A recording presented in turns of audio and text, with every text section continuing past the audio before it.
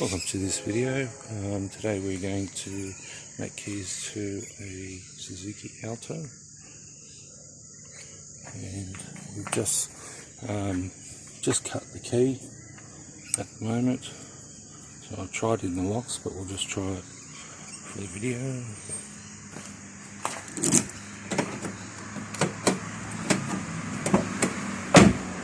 Perfect.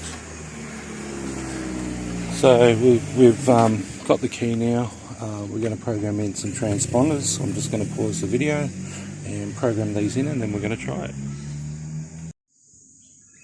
Okay, so we've just programmed in the transponders for the Suzuki. I've got them there. I'll just put them down there and we'll give this a go. So we'll turn it on. Security light's going to flash right there.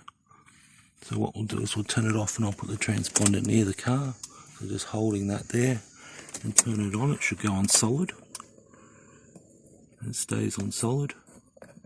And we'll start the car. And there we have it.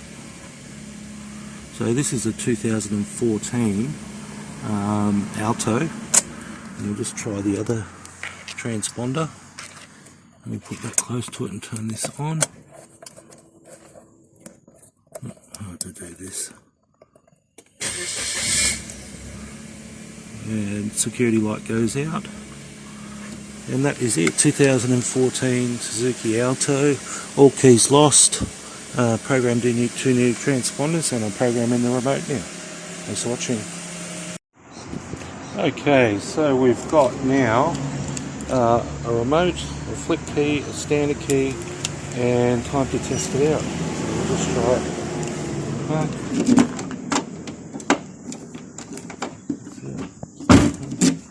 Lock.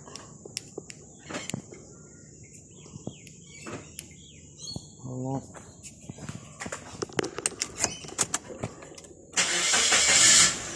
Done.